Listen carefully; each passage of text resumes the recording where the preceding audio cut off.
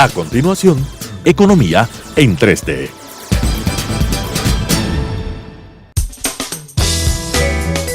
Clasificación A. Apto para todo público.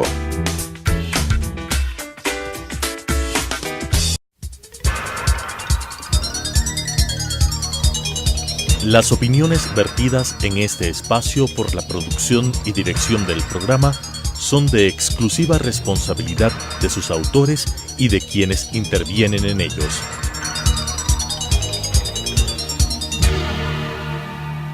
Telesucesos Canal 29 presenta Economía en 3D.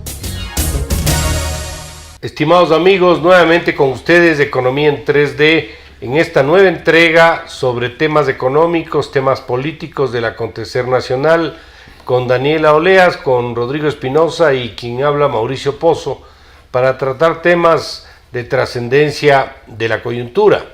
Estábamos conversando antes de iniciar el programa y bueno, estamos acercándonos a la mitad del mes de julio y creemos que hay acciones que no podrían o no deberían demorarse más. Se hicieron algunos cambios en el gabinete que a criterio nuestro han sido importantes, en el Ministerio de Economía, en el Ministerio de Relaciones Exteriores, en el SRI, en aduanas. Creemos que hay todavía algunos cambios que deberían producirse, pero más allá de eso, también creemos que hay decisiones que tienen que adoptarse porque el tiempo va pasando y se siguen acumulando los desequilibrios y los problemas a resolver. Para empezar, hay que anotar que el riesgo país se mantiene muy alto y esto pues da lugar a que cualquier intención de, por ejemplo, conseguir financiamiento de afuera este momento a través de bonos, significaría para el Ecuador pagar tasas muy elevadas, probablemente superiores al 10%. Y esto obviamente es un costo elevado y sigue aumentando ese monto de intereses que nos toca pagar todos los años, que ya solo por ese concepto llega a los 3.000 millones, 3 puntos del PIB, solo en intereses, que sin duda es una cifra significativa. Asimismo, los compromisos de pago futuros para este y el próximo año son importantes. Hay que recordar, por ejemplo, que el año 2018 tiene que cumplir lo que dictó la Corte Constitucional. Me refiero al reintegro del 40% del aporte del Estado a las pensiones jubilares del IES, de la Seguridad Social, y esto significa aproximadamente 1.400 millones de dólares en el año. Y asimismo, pues las obligaciones por compromisos de salud no atendidos, no pagados por el Estado a la misma Seguridad Social, que también eleva los montos de gastos que no estaban previstos en el año 2018, y esto tiene que atenderse en 2019. Estos elementos más todas las necesidades de financiamiento para este y el próximo año hacen ver que continuar en el esquema como está, es decir, sin tomar cierto tipo de decisiones, creo yo le va a generar serios problemas a la viabilidad del programa económico del gobierno. Debería estar por anunciarse la decisión del Ejecutivo sobre la ley que fue aprobada por el Congreso. Se asume que va a haber un veto parcial a la fecha que estamos en esta edición. Asumimos que por ahí va, no sabemos qué cambios se van a producir, pero esto también ha tomado su tiempo y creemos que ya es tiempo para que se anuncie la decisión del Ejecutivo. Y asimismo, pues otras decisiones que tienen que ver con el gasto. El tamaño del Estado es, a mi criterio, el principal factor que ha degenerado en todo lo que es posterior: el excesivo endeudamiento, los déficits fiscales, la calidad equivocada del gasto, el efecto desplazamiento de inversión privada, etcétera. Y sobre eso también hay que tomar decisiones. Así que esto simplemente para dar unas informaciones iniciales y decirles que el tiempo gira en contra del gobierno. No puede demorarse mucho porque los problemas se siguen acumulando. Y yo le diría algo más: políticamente también se vuelve más difícil adoptar ciertas decisiones que a mi criterio tienen que adoptarse, porque las circunstancias demandan ese tipo de acciones. Creo yo, por ejemplo, y con esto termino esta parte inicial, que no pueden dejar el tema de los subsidios sin abordar. Yo creo que este es un tema que tiene que adoptarse, tiene que resolverse, no para todos, sino para aquellos que no cumplen un rol y que son representativos. No me refiero a gas, no me refiero al bono de desarrollo humano, pero probablemente sí me refiero a gasolinas. Y creo que ahí tendrá que pensar el gobierno qué tiene que hacer. Y en el tema de gasto de capital y gasto corriente, también tomar ciertas decisiones adicionales que pueden tener un costo político, pero más costo político va a tener en un tiempo más no adoptar esas decisiones. Así que con estas pequeñas opiniones, quisiera pues darles la palabra a mis compañeros de panel, a ver qué opinan sobre esta coyuntura y cómo le ven la situación política en este momento. Daniela. Cuando hubo los cambios en el ministerio, en los ministerios todos estábamos, digamos, viendo que se daba un cambio importante en la dirección de la economía, o eso es lo que parece. Yo no sé si el ministerio no está tomando las medidas o no las está comunicando adecuadamente, porque tampoco el ministro aparece mucho, no se sabe qué es lo que está haciendo, tampoco sabemos si es que efectivamente se están dando las acciones que se deberían dar. Pero sí existen algunos indicios. Por ejemplo, hubo un recorte en gasto corriente, pero muchas de las instituciones empezaron a reclamar diciendo que eso estaba afectando a los servicios sociales. El caso específico del MIES, donde decían que esos 10 millones de recorte estaba implicando en términos de la eliminación o la reducción de los desayunos escolares. Pero en lugar de hacer un cambio en el ministerio para redireccionar los recursos, no hubo, digamos, un ajuste en la estructura, sino que se devolvieron los recursos tal cual estuvieron. Es decir, como que el aparato tal como está ahorita funcionando, funciona perfecto y es del tamaño que debería ser. Y yo creo que eso no es tan así. Y lo mismo veo que están pasando en otras instituciones. Es decir, esos recortes que en algún momento se dieron, existe una demanda y se les devuelve. Y también hay otros gastos que están apareciendo. Por ejemplo, el tema de la universidad, donde iba a ser la UNASUR, donde estaba la UNASUR, ahora es una universidad indígena. Tampoco se sabe cómo va a ser el financiamiento. Es decir, no se nota que efectivamente las acciones acompañen los planteamientos. ¿Cómo le ves tú el tema, Rodrigo? Sí, preocupado, igual de lo que tú habías señalado y lo que dice Daniela, no. Yo creo que el principal objetivo del gobierno en este cambio debió ser reducir el gasto público.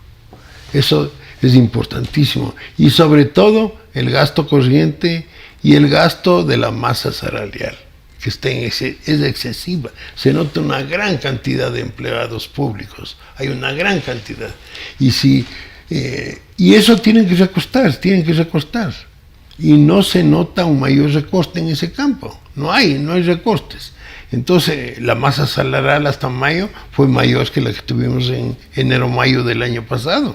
Entonces, lo más importante de reducción del gasto público es en gastos corrientes y en gastos que están inflados, que son estos de salariales, de gastos en sueldos y salarios. Ahí tienen que reducir, porque sería lamentable que comiencen a eliminar subsidios sin reducir la masa salarial.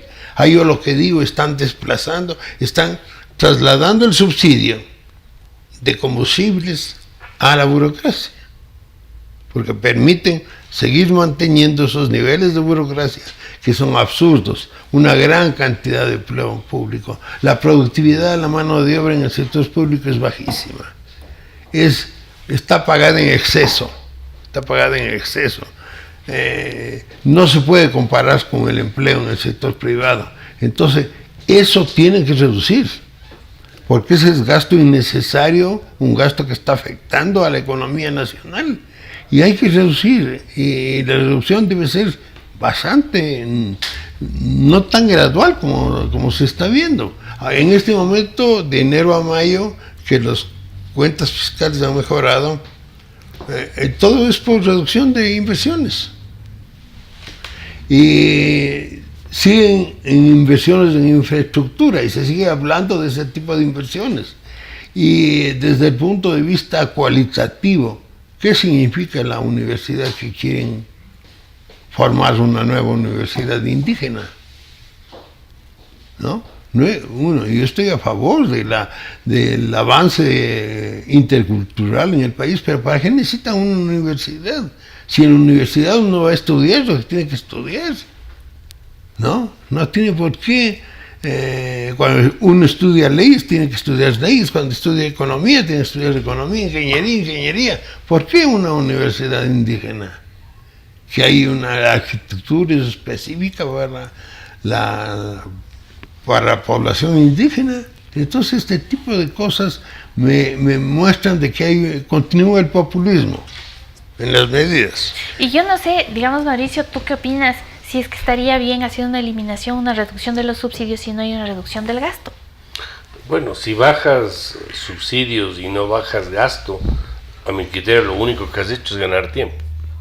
O sea, has pateado el problema para adelante y esto ha significado en la práctica probablemente un rezago de ciertas decisiones que no van a ayudar a la solución del problema. Hay que tomar en cuenta algunos temas que a mi criterio son importantes. En primer lugar, que si no hay una decisión en el tiempo correcto, lamentablemente veo yo que no se van a tomar las decisiones. El tiempo es un factor de restricción para el gobierno, el tiempo es un factor de limitación para la viabilidad política de las decisiones, y yo sí creo que hay una suerte de urgencia para que la convicción política del presidente se haga sentir en este tipo de decisiones. Yo no sé si a ratos el comportamiento de la credibilidad y la popularidad del presidente, que obviamente es más bajo al inicio de la gestión, haya de alguna manera diferido ciertas decisiones o postergado ciertas decisiones. El problema está en que esa reducción de popularidad, de apoyo, si no tomas las decisiones y mañana sí no puedes pagar cosas, eso va a caer mucho más fuerte, va a ser mucho más intensa la caída. Entonces, en ese sentido, sí estoy preocupado por la dinámica. Si nosotros, por ejemplo, le incluimos en el análisis lo que acaba de expresar el Fondo Monetario en el informe de visita a Ecuador, yo creo que fue un buen informe. Yo creo que le ayuda al gobierno, creo que es una especie de opinión favorable. Dice obviamente todo lo que falta por hacer, pero habla mucho de la persistencia y habla también de la decisión de tomar algunas acciones futuras, y ahí es donde yo veo que podemos estar patinando. Así que ojalá sea un tema solamente de tiempo, ojalá no sea un tema de que no lo van a hacer, porque me parecería terrible. El próximo año, de acuerdo a las cifras que hemos revisado, probablemente se va a requerir cerca de unos 11.000 millones de necesidades de financiamiento totales, me refiero entre el déficit y todo lo que hay que atender. Y eso sí es un problema complicado, porque de algún lado tiene que salir la plata y no todo es reciclable con papeles. Mauricio, entonces ahí sí yo tengo una preocupación. Lo que decía Daniela, la preocupación cuando hicieron el primer recorte, cuando el Ministerio de Inclusión Económica protestó porque le habían recostado 12 millones en un presupuesto extremadamente extenso, ¿no? Que podía haber reducido 11 millones en sueldos y salarios y en compra de bienes que son para la burocracia. O sea, no necesariamente para reducir, no se necesita reducir los programas sociales, pero enseguida la alarma de la ministra fue: me están recostando y esto me está afectando a 22.000 niños. O sea, no está en la onda de la nueva política económica. Y ves tú en la prensa un acercamiento demasiado estrecho entre los gremios del sector privado y la política económica, porque ellos están reclamando cosas que les bajen los impuestos, ¿no? Que les den más posibilidades de exoneración de impuestos, y llegan a cosas como la siguiente, por ejemplo, cigarrillos tienen un impuesto a los consumos especiales porque se trata de un negocio que afecta a la salud. Por eso hay ese impuesto a los consumos especiales. Igual en el caso de la cervecería. Y están hablando de que se les reduzca el impuesto a los consumos especiales para aumentar la inversión. Si el Ecuador no necesita más cerveza, no necesita más cigarrillos, el Ecuador lo que necesita es incentivar la importación de maquinaria para producir bienes, para producir servicios. Necesita ese tipo de actividad económica de empujar. Y no se va con esto de que se va a exonerar a quienes realicen inversiones. Hay que analizar cualitativamente, si esa inversión tiene un impacto en la economía o no lo tiene. Y eso sí se puede diferenciar. Sabemos que la industria de la cerveza es una industria que es una buena empresa, pero que tiene que pagar impuestos adicionales porque tiene impacto sobre la salud. Hay deseconomías en esta producción de ese tipo, igual en cigarrillos. Y hay muchas empresas que producen deseconomías. Entonces tienen que pagar impuestos adicionales a aquellas industrias o empresas que son positivas desde todo punto de vista y no tienen deseconomías, todo lo contrario. Entonces, cualitativamente la economía tiene que manejarse también por ese Ahí campo. tal vez, Rodrigo, un paréntesis, cuidando que no te genere problemas de contrabando, por ejemplo. Ah, claro. Porque si se te va de la mano mucho el cigarrillo, que es un tema que va contra la salud, o los licores, y eso te genera un tema de contrabando, terminas sin que el impuesto te sirva en la práctica de nada, porque igual sigue entrando cigarrillo o licores por frontera. No, estamos hablando de que hay que manejarse en forma racional, en un rango racional, pero sí me preocupa, por ejemplo, que cualquier tipo de inversión quiera beneficiarse.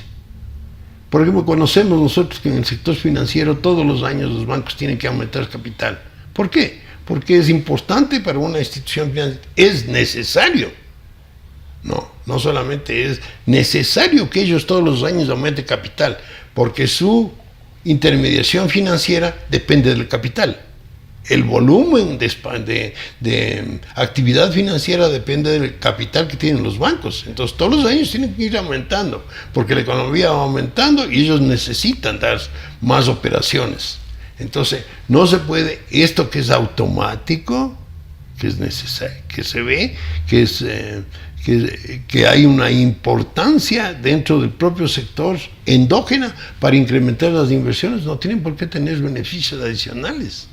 Entonces, ese tipo de cosas es la que me preocupan a mí y adicionalmente no veo yo una gestión económica que esté de acuerdo al pensamiento nuevo. En el sentido de que vamos a reducir, se decía, vamos a reducir 500 millones, que no es suficiente, un recorte de 500 millones, ya en la época de Correa hicieron recortes mucho más grandes en el presupuesto, entonces dice, vamos a recortar 500 millones y enseguida salen a protestar. Entonces eso no está bien. Hay un tema también, Rodrigo, que hay a mi criterio, una especie de mal entendimiento de cómo funcionan los gastos de las partidas del presupuesto. Cuando tú asignas partidas de educación o a salud, no es que todo se va solo para médicos o profesores, se va también para otras cosas. dentro del mismo sector. Para la amplia burocracia Claro, que no son profesores. Para personal administrativo que trabaja en el sector de la salud o en el sector de la educación o bienes y servicios del propio sector. Y para un montón de choferes y un montón de secretarias. Entonces, 11 millones o 15 millones en un presupuesto de 3.000 millones, obviamente no es nada. No es una cosa representativa.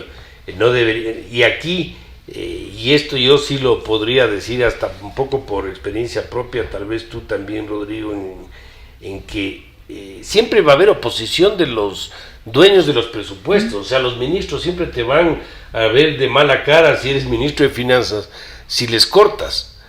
Pero si no les cortas, esto se va de las manos. ¿Sí? Entonces necesitas la convicción del gobierno y del presidente para que de alguna manera les ponga en fila, pongámoslo así, en orden al resto del gabinete para que entienda la situación, porque a veces al interior del gobierno tampoco se entiende cuál es el problema. Sí, Mauricio, verás, el presidente de la República, desde que comenzó su periodo, inició hablando de que iba a reducir la masa salarial, de que iba a reducir el número de empleados, y que les ha dicho a los ministerios que comiencen reduciendo gastos de un porcentaje X. Eso no ha sucedido. No ha sucedido. La reducción de recursos, de gastos del sector público es exclusivamente en bienes de capital. No es en gastos corrientes. No. O sea, eso es totalmente negativo. No quiero decir yo que toda la inversión pública tiene un efecto positivo en la economía. No es así. Porque hay mucho gasto que es innecesario en inversiones también. Y que no están tomadas en cuenta esas inversiones para tener un impacto en la economía, ¿no? Que no son inversiones tampoco en maquinaria. Entonces, si eso no va a haber de parte del sector público, ¿para qué vamos a reducir los subsidios de la gasolina? Sería para financiar esta gordura del gobierno. Ahí estaría en contra de la eliminación. Y va a engordarse más. Entonces sería un absurdo. Y obligar al gobierno que actúe con una política económica sana. No es sano la universidad indígena en Yachay, no es sano. No es que nosotros estemos contrarios, que yo sea contrario, no, todo lo contrario. Yo creo que es muy importante incentivar la cultura de lo intercultural, lo que tiene identidad en el país hay que empujar, porque eso tiene un efecto positivo en la economía. Que nosotros seamos más ecuatorianos, que tengamos más identidad, es muy importante. Pero no esto. ¿En dónde se ha oído que se necesita una universidad para incentivar la interculturalidad? No entiendo. El tema de la UNASUR es interesante porque por un lado el presidente, o sea, es como que la UNASUR desapareció en definitiva. Bueno, el presidente Duque acaba de decir que se va a salir Colombia de la UNASUR. De la UNASUR, y el presidente Moreno pide ya que se devuelva el edificio al Ecuador, porque fue la donación del Ecuador para la UNASUR. Entonces, digamos, es bueno. Yo pienso, ¿no? Porque ya es... Pero que devuelvan 30 millones. ¿Qué es 30 millones en una economía? 54 millones. Bueno, sí, ¿qué es 54 millones en el monto de los gastos pero claro, del sector público? Pero lo que no dicen es que eso significa el gasto de manutención, que es aproximadamente $50,000 mensuales para mantener el edificio, y además que tiene un fin específico que tenía que ver con temas diplomáticos. Entonces, si uno le quiere reconvertir para que sea universidad, además va a tener que invertir para que sean aulas, para que sean...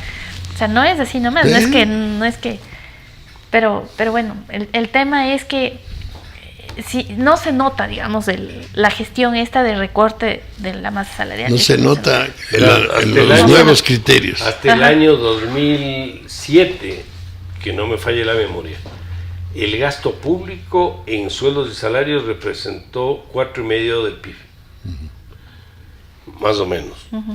Al cierre del año 2017 Este es más o menos, y el 2018 más o menos del 9,5, casi. Pero mire, cuando vos hablas... O sea, es una duplicación en respecto al tamaño de la economía. No es que ha crecido solo nominalmente lo que gasta, sino Mauricio, lo que pesa. cuando vos dices que eras ministro y era el 4,5%, en esa época había exceso de burocracia. Claro que había exceso. Entonces, todavía es más, ¿ves?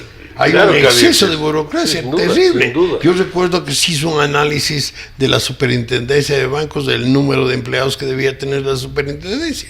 Y en realidad se decía que con la mitad de los empleados podía tener una supervisión mucho mejor, ¿no? Y supervisaba seguros, supervisaba al Instituto Ecuatoriano de Seguridad Social, las cooperativas y los bancos. Ahora se ha reducido a quienes la superintendencia tiene que controlar.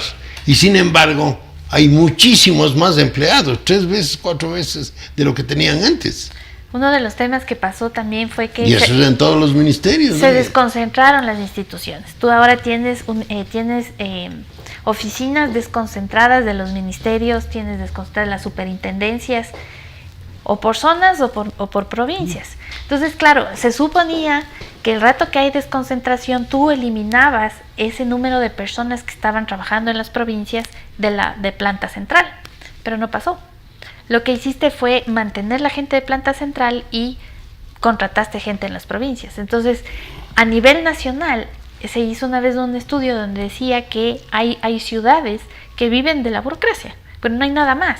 Por ejemplo, hay ciudades como, sobre todo en la Amazonía, donde estas oficinas desconcentradas, porque además los niveles salariales son los mismos. Entonces, por ejemplo, si es subsecretario, creo que, no sé cuál es el nivel salarial, pero creo que son como unos $4,000. $4,000 en el TENA, por ejemplo. No tienes en qué gastar. Entonces es eso también. O sea, hay esos problemas. Esos problemas, eso te genera deseconomías, porque en realidad te genera deseconomías. Y es complicado.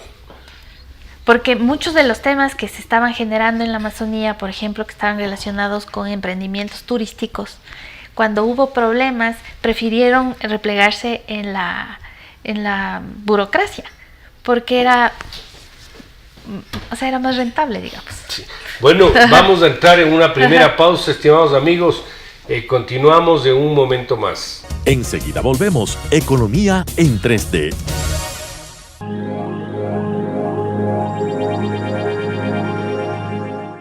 Por favor, acompaña a Leticia todo el tiempo. Ella es nueva y este es su primer día. Mami, no la puedes descuidar. Mami, es todo otra estará cosa, bien, otra de veras. cultura. Asegúrate de estar Muy con bien. ella todo el tiempo. Que Adiós, les vaya mami. bien y que se divierta. Ignora a mi mamá. Está nerviosa por todo esto. Creo que se preocupa más de la cuenta, ¿no crees? Y siempre hace lo mismo. Así que, ¿estás lista para entrar al horripilante castillo de los espantos?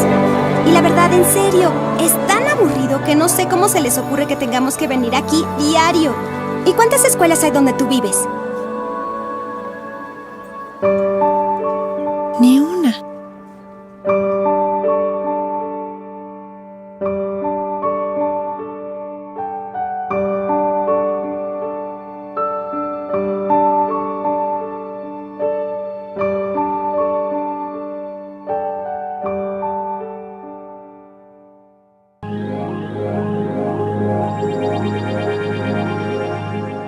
Continuamos. Economía en 3D. Estimados amigos, nuevamente con ustedes en esta segunda parte de este programa Economía en 3D con Daniela Oleas, con Rodrigo Espinosa y con Mauricio Pozo. Hemos desarrollado en la primera parte del programa un poco nuestros criterios sobre cómo van las decisiones económicas, los problemas que se han presentado, el tema fiscal, y creemos que atado a lo mismo está el asunto que muchas veces se escucha, pero a veces no se entiende bien, sobre la productividad. Si me permiten mis compañeros de mesa hacer simplemente unas pequeñas explicaciones previas para beneficio de los que nos escuchan y de los televidentes de igual manera. ¿Qué significa la productividad? Los países producen bienes y servicios. El Ecuador produce petróleo, produce flores, produce servicios turísticos, y todo ese agregado conforma el PIB. es lo que el país produce en un año en bienes y servicios, lo que se denomina como Producto Interno Bruto. Las empresas de igual manera, las empresas producen, la empresa maderera produce madera, la empresa que vende automóviles produce automóviles, y para poder llegar a esa producción se utilizan insumos productivos, es decir, los factores que determinan que esa producción se dé. Y los factores tradicionalmente son el capital, porque se requiere capital para que pueda darse un proceso productivo. En el sector privado alguien pone el capital, en la parte pública o en la economía general hay el dinero, que es el capital que permite que la economía se mueva, y por lo tanto el dinero o el capital es uno de los factores productivos. El otro factor que normalmente siempre se menciona es el capital humano. Esto es con personas, esto es con agentes económicos, las empresas privadas con obreros, con ejecutivos, el país con actores económicos, que es el trabajo, que es el otro factor de producción, llamémoslo así, para que un país produzca. Pero también hay otros elementos que participan en el proceso. Uno de ellos tiene que ver con la tierra. En el pasado se hablaba mucho de la tierra como un factor productivo, sobre todo en aquellas épocas donde el Ecuador fue eminentemente un país muy agrícola, antes inclusive de que el petróleo aparezca como un recurso natural, que es otro factor productivo. Pero realmente en las últimas décadas algo que participa en la producción es la tecnología, es decir, cómo la tecnología permite un uso más eficiente de los factores productivos. Explicado esto, la productividad no tiene sino que ver con cuánto yo produzco por cada aumento de cada uno de los factores productivos. Por ejemplo, si yo tengo una producción de flores, con el capital invertido, con el número de trabajadores por hectárea, con la tecnología aplicada, ¿cuánto puedo producir?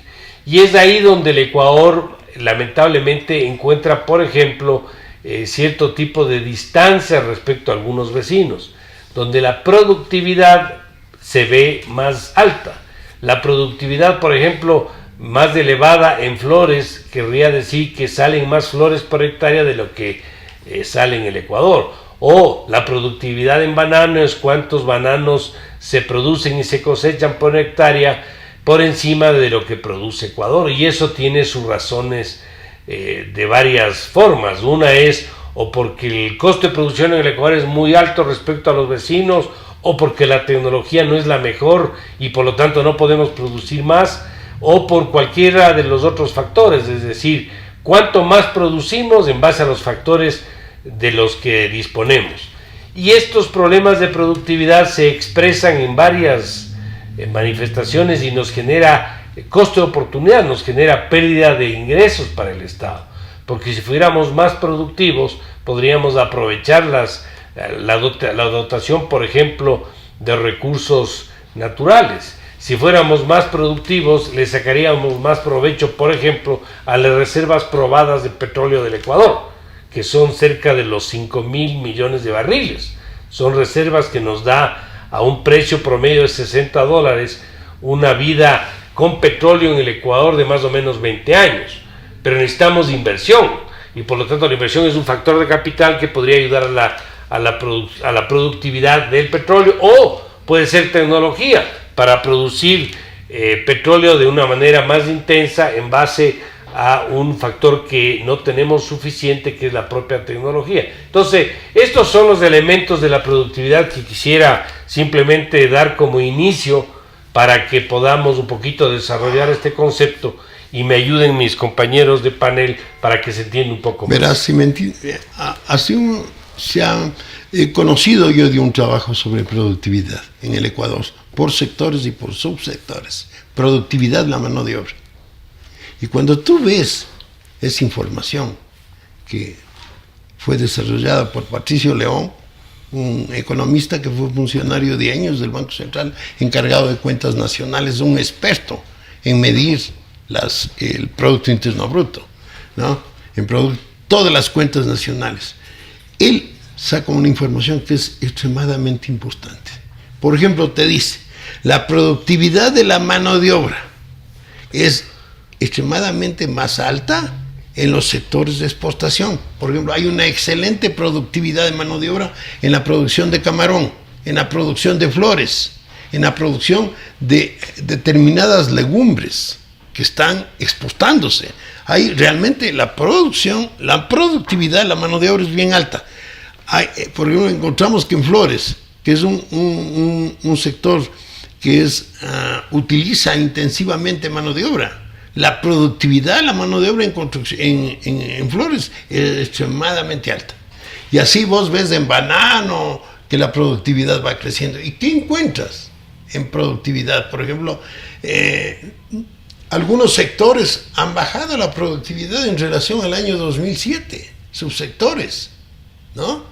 Entonces son esos sectores vegetativos que no han mejorado la producción porque no han incluido, por ejemplo, aspectos de capital humano, aspectos de tecnología y aspectos de nuevas formas de producir. Entonces, en esos sectores se nota en el Ecuador un crecimiento importante. Esta información de productividad debe ser clave para la adopción de políticas económicas. Entonces, tú ves, por ejemplo, que el sector de la construcción, que tenía, la construcción venía creciendo, ¿no? Pero en productividad de mano de obra no ha bajado. ¿Por qué no ha bajado en productividad de mano de obra? Porque la producción bajó y el número de empleados bajaron. Pero con toda seguridad es que los empleados bajaron mucho más que la producción agrícola, que la producción en la construcción. Entonces vos todavía tienes productividad de mano de obra alta en ese sector, pero por estos motivos. Por más desempleo. Por más desempleo. Entonces tú tienes un análisis que te da cualitativamente muchos aspectos que son importantes para analizar. Y aquí uno entra y dice, al Ecuador lo que le conviene es aumentar la productividad de la mano de obra, porque el aumento de la productividad de la mano de obra te va a generar salarios adecuados, ¿no?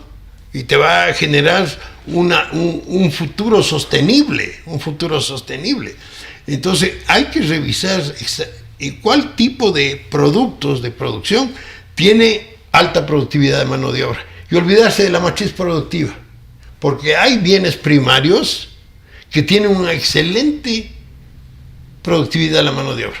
O sea, no por abandonar, no es bueno para la matriz productiva del país abandonar estos productos que son estrella, como el caso del camarón, el caso del banano, el caso del cacao, el caso del café. Son productos de estrellas, las flores. Hay que continuar. Que se pueda agregar valor agregado, se puede aumentar valor agregado, sí, pero no va a tener la misma productividad de mano de obra de lo que tiene el producto primario. Entonces hay que tomar en cuenta que la ventaja comparativa es importantísima para la productividad. Y otra cosa que impacta la productividad de la mano de obra es la postura de mercados. Porque si vos vendes más, la mano de obra va a producir mucho más y vamos a tener mejores salarios en ese tipo de producción. Entonces esta información que es inédita, que nunca yo he visto en el Ecuador, en mis años de economista no he visto que haya análisis de productividad. Por primera vez lo veo y eso es una obra magnífica de Patricio León con Juan Falconi, que están haciendo estas proyecciones del Producto Interno Bruto también. Así es. Alguna vez yo estaba escuchando, nosotros tenemos condiciones naturales privilegiadas. El hecho de estar en la mitad del mundo hace que nosotros tengamos más número de horas de sol y el clima sea más o menos siempre medio predecible. Nosotros no tenemos esos problemas de climas extremos. Eso te aumenta la productividad. Debería aumentar la productividad. Uno de los temas que nosotros tenemos, por ejemplo, en el sector ganadero, es que la productividad es bajísima. Bajísima. Tú tienes, normalmente dicen que debería ser entre 30 y 40 litros diarios de leche. Daniela, perdona que te interrumpa. Nosotros tenemos el promedio 4. En el cuadro de Patricio León, vos ves que la ganadería es La productividad es bien baja en es relación a otros bajísima. sectores. Entonces nosotros tenemos una productividad en términos de ganadería bajísima de lo que O podríamos sea, ganado de leche, digamos. de leche. Producimos 4 litros en promedio, 3, 4 litros en promedio diarios, cuando deberíamos producir entre 30 y 40. Y tiene efectos en el medio ambiente casi similares a la minería abierta. Tiene impactos negativos en el medio ambiente Sí. significativos la ganadería. La ganadería es tremenda en términos de medio ambiente. ¿Ah, sí? Claro, porque los gases de las vacas son súper contaminantes y dañan la capa de Ah, ozono. no sabía, increíble. Eso Claro. eso Me es, acabo de enterar del tema. eso Cuando es se tremendo. produce mal, Ajá. genera problemas ambientales. Es tremendo. Entonces no solamente que produces poco, sino que además afectas del triple al medio Sí. ambiente. Muy bien. Y claro, ese es uno de los problemas. Entonces, cuando había este estudio sobre el tema de la ganadería que yo leí alguna vez, y ellos decían que el problema está básicamente en la mano de obra, porque los pequeños productores, los pequeños ganaderos, tienen sus ideas preconcebidas de cómo tiene que ser la producción de leche y necesitan este tema de capacitación. Pero la extracción de la leche, entiendo, es mecánico eso, ¿no? Ya no ha de haber manual. Pero es la ganadería, el negocio de ganadería. Pero las grandes ganaderías sí, pero la mayoría, tú tienes pequeños ganaderos que todavía tienen manualmente sacan la leche. algunos manuales, pero además el problema es la producción de la leche. O sea, las vacas producen solo 4 litros en lugar de 30 ¿Y por 40. qué comen poco? Porque no están bien alimentadas, porque no está bien rotado la... Y tienes que mucha gente que trabaja en esos sectores toma el agua que toman las vacas. Tengo el agua algunos de amigos riego. lecheros que me disculpen mi ignorancia, pero no sabía de eso. Los lecheros antiguos del Ecuador, el agua potable que ellos tenían era el agua de riego. Por eso que se morían los antiguos agricultores ecuatorianos, no pasaban de los 55 años. Entonces, claro, por ejemplo, ese es un tema que además, por ejemplo, si no tienes producción láctea, no tienes los quesos, los yogures, no sé qué. Y claro, tú tienes los países vecinos que son grandes productores. Y que si tienes el comercio con la Unión Europea, uno de los temas que ellos nos van a mandar son los temas lácteos, porque ellos tienen... Y Daniela, mientras más productividad hay en el sector agrícola, menos impacto negativo tiene sobre el medio ambiente. Así es. Porque va relacionada, son íntimamente ligadas. Entonces, claro, ellos lo que decían es, si no tienes una educación que vaya acorde a las necesidades reales, es muy difícil que tú puedas mejorar la productividad. Entonces, ¿cómo mejoras una educación práctica para que sea técnica? No necesitas que sean universitarios, no necesitas que sean PhD, necesitas que sea técnico, tecnificado y con innovación. Y claro, eso tampoco es algo que tú ves que se esté proyectando. Claro, En legumbres, mira, en legumbres la forma tradicional de producir no pasaba nada. Ahora que se está exportando, que se está produciendo con eficiencia, tienes unas legumbres desde el punto de vista alimenticio, nutritivo, muchísimo mejores de las que teníamos antes. Y lamentable lo que se puede apreciar es que quienes están produciendo ese tipo de legumbres no son agricultores tradicionales. Son gente que ha venido de la ciudad a producir en el campo. Pero porque igual que lo de las flores. Porque tienen otra formación. Sí. Porque el tema tradicional hace que tú produzcas de manera tradicional, como produjo tu abuelo. Pero, por ejemplo, en el tema banano, decían que la productividad en Costa Rica era mayor que acá, que son productores también de banano. Mira, aquí hay productividad de banano extremadamente excelente, así como hay en camarones. Yo recuerdo un amigo mío tenía un negocio camaronero y impostó gente de Japón para que le dé asesoría de cómo realizar sus inversiones en el sector camaronero, sabiendo que en Japón tienen piscinas pequeñísimas y son altamente productivos. Vino acá y quedé impresionado de la productividad de la productividad en el Ecuador. Entonces, en flores En flores ahora nosotros estamos produciendo una flor que es de las mejores del mundo. Pero tenemos problemas con el transporte, porque ¿qué es lo que hizo Colombia? Colombia, los productores se unieron y armaron un sistema para poder tener sus propios aviones y hacer el transporte de ellos de las flores. Entonces ellos ahora bajaron el flete. ¿Qué es lo que pasó aquí? Nosotros ahora estamos dependiendo de ese tema porque aquí vienen los aviones vacíos y se van llenos, entonces el flete es mucho más caro. Bien. Entonces, por ejemplo, no es solamente un tema de productividad en términos de la producción en sí de la flor, sino cómo la comercializas.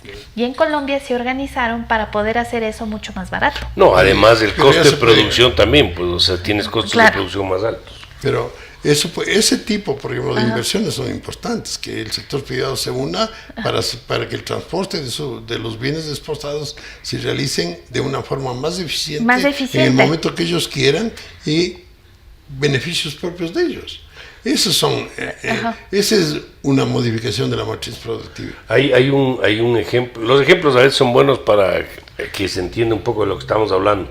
Pero por decir, me voy a inventar el ejemplo, que me disculpen los expertos, pero si tú necesitas 6 o 8 personas para ensamblar un vehículo y mañana utilizas 4 personas para ensamblar un vehículo, en el mismo tiempo, quiere decir que ha subido la productividad del trabajo, en este caso de la mano de obra de vehículo.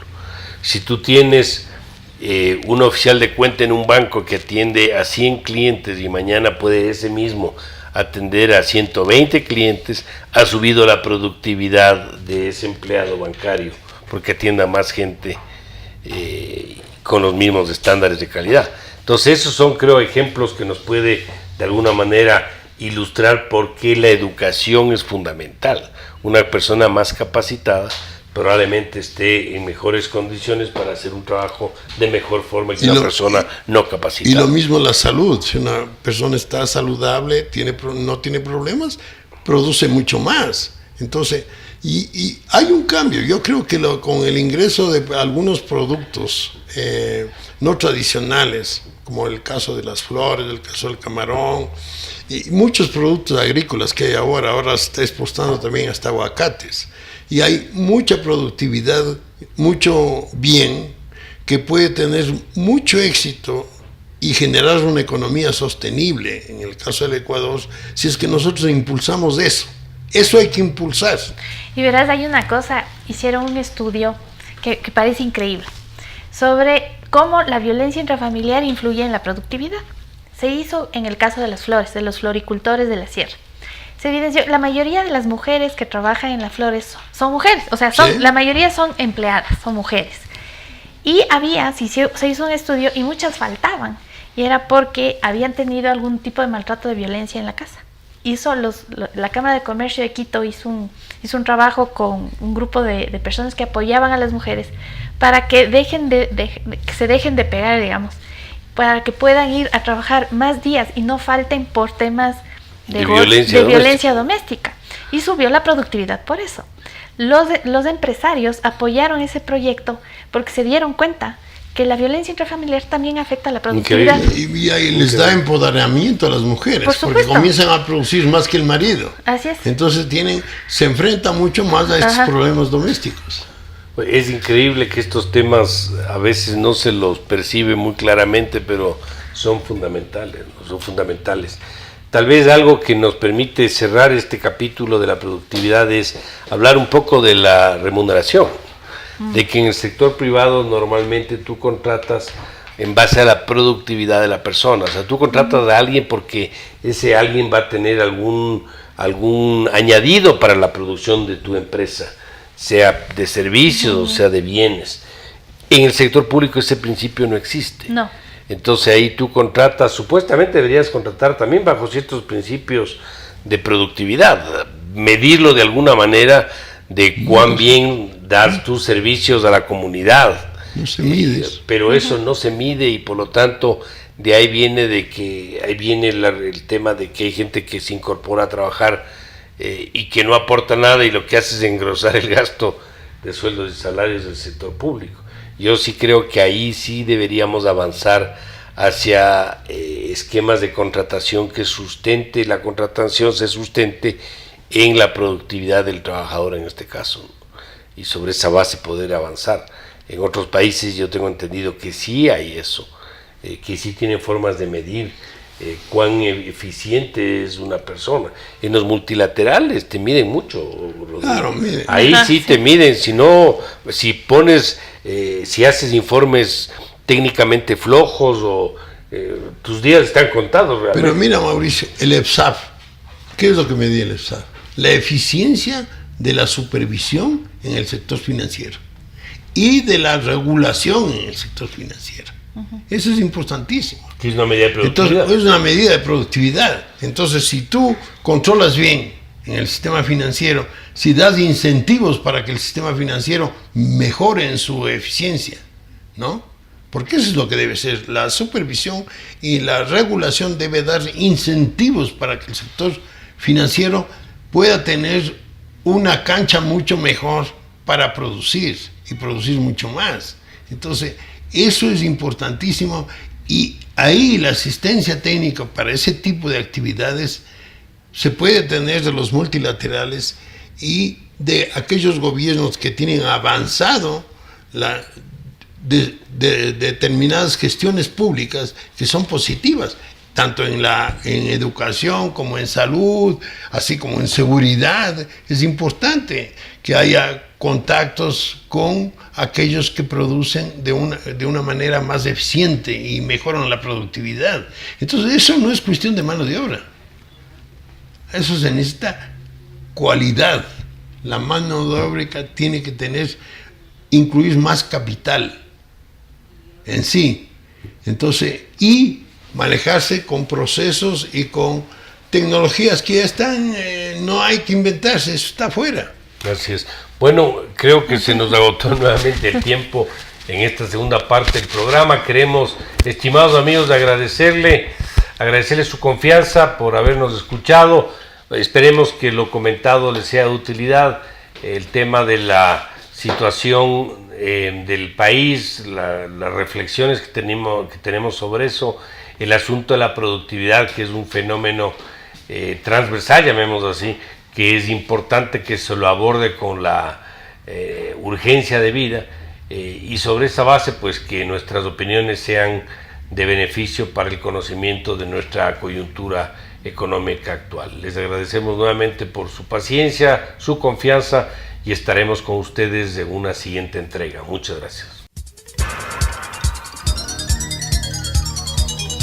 Las opiniones vertidas en este espacio por la producción y dirección del programa son de exclusiva responsabilidad de sus autores y de quienes intervienen en ellos.